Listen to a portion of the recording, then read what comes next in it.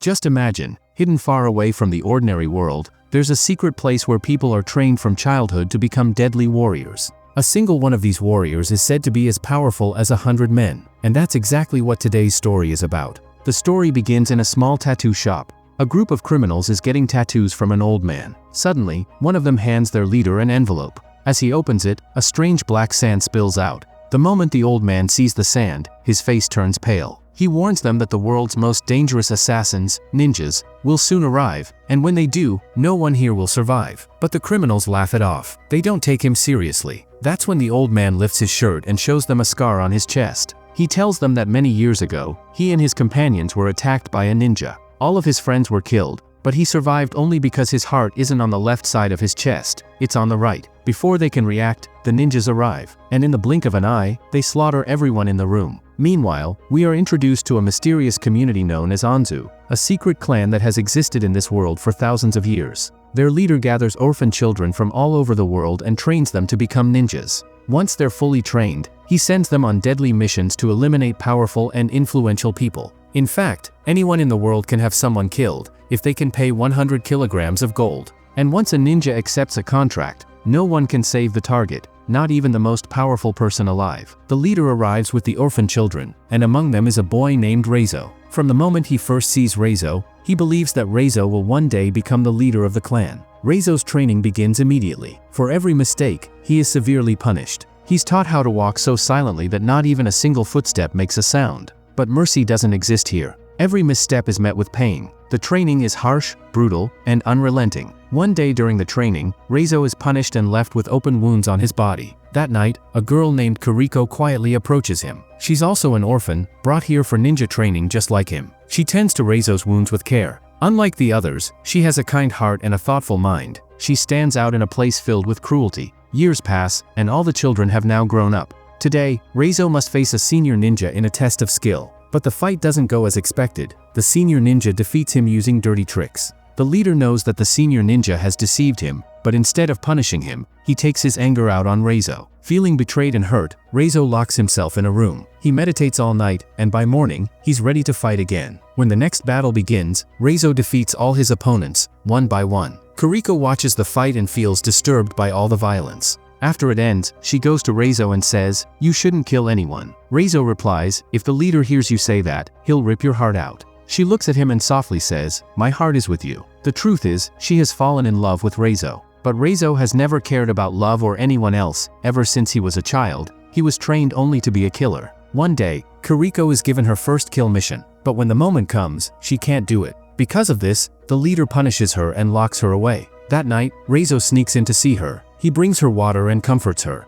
And in that moment, Kuriko makes a decision. She's done with this life. She will escape and run away forever. On a stormy night, as she tries to leave, she tells Raizo, "You should come with me too." But Raizo refuses. As she runs away, the leader catches her. She's tied up in front of everyone. Then, the leader calls his top ninja, Takashi, and orders him to kill Kuriko. Right there, in front of Raizo, Takashi kills Kuriko. Raizo is devastated. A part of him dies with Kuriko, but he doesn't know how to react. He has never seen the outside world, not once in his life. All he has ever known is the war and violence of this place. Meanwhile, in Berlin, we meet an agent named Mika. She discovers proof that ninjas still exist, even today, and that they're still killing people for money. All those high-profile deaths and assassinations across the world, the work of these ninjas. She gathers the evidence into a file and tries to warn her boss. But he doesn't believe her. He thinks ninjas are a thing of the past, that their clans are long gone. But Mika is determined. And eventually, she convinces her boss that everything she's saying is true. She also shows him some solid proof, and now her boss finally becomes convinced.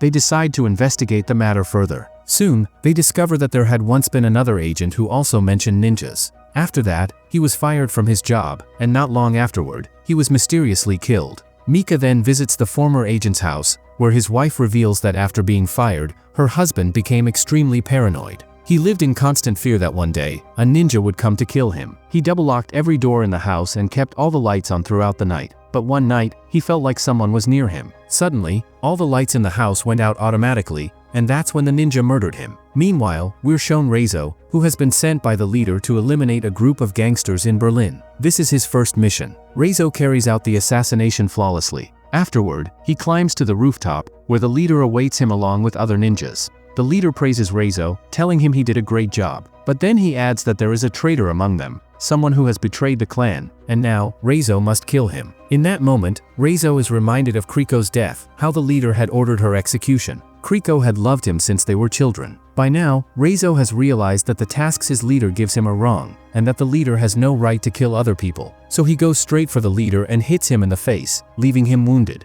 But the other ninjas attack Raizo, beat him badly, and throw him off a rooftop. Luckily, there's water below, which saves Raizo's life. One night, Mika, who is now investigating the ninja clan, is walking home. Suddenly, the surroundings grow dark, and she becomes very scared. As she reaches her house, a ninja attacks her, trying to kill her. But just then, someone appears and saves her. That person is none other than Raizo. Raizo has now turned against the leader and the entire ninja clan. He wants to destroy all of their missions, and that's why he saved Mika's life. He knows that ninjas never let their prey escape. They will come back for Mika. So he takes Mika to a hotel for safety. There, they both change their clothes. Raizo tells Mika that ninjas have an enhanced sense of smell. They track their targets by sensing their scent. Now, when both Mika and Raizo are at the hotel, Mika calls her boss and tells him that a ninja attacked her, but Raizo saved her life. The boss asks both of them to come meet him. When they arrive to meet him, several agents suddenly show up and arrest Raizo. It turns out that the boss had received orders from higher authorities to arrest him. The leader of the clan has powerful connections at the top, and he used them to make this arrest happen. Raizo is now being held captive in a remote location under heavy security. When Mika finds out that Raizo was arrested because of her boss, she confronts him. She honestly had no idea about any of this.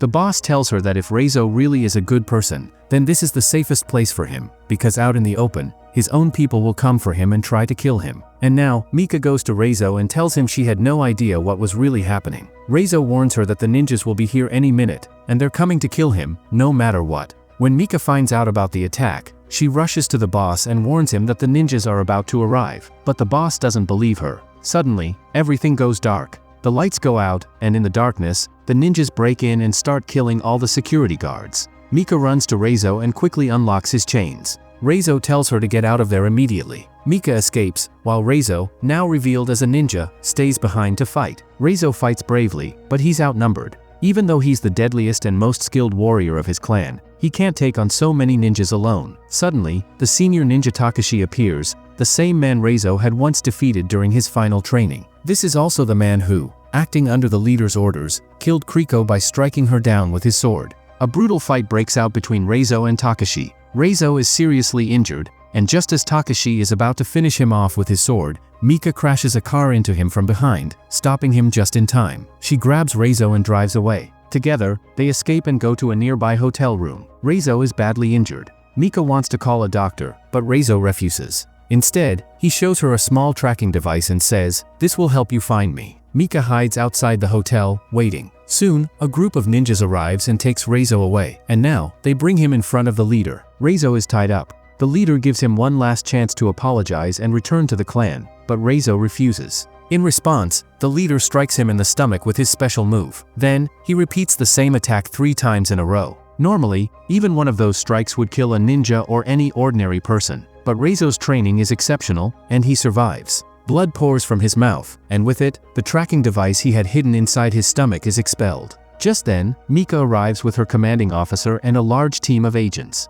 They immediately launch an attack on the ninjas. The battle breaks out from both sides, and many ninjas are killed in the clash. Meanwhile, Raizo comes face to face with Takashi and his group of ninjas. He prepares to fight them. Raizo kills all the ninjas one by one. In the end, he finally kills Takashi and avenges the death of his childhood friend, Kriko. After this, he enters another room where the leader is sitting with his eyes closed. He had already sensed that Raizo would come to face him, but suddenly, he vanishes into the darkness and reappears behind Raizo. Without warning, he attacks Raizo and throws him several feet away with a single strike. He tells Raizo, "You are one of us. I raised you from childhood. You were an orphan, and I am like a father to you." But Raizo replies, "You can never be anything to anyone. You are a murderer." At that moment, Mika arrives, holding a gun. She has come to help Raizo and wants to kill the leader. But once again, the leader vanishes into the shadows, then suddenly reappears behind her and slashes her chest with his sword. When Raizo sees this, he snaps. He remembers how the leader had Kiriko killed by Takashi. Now, he focuses all his rage on the leader.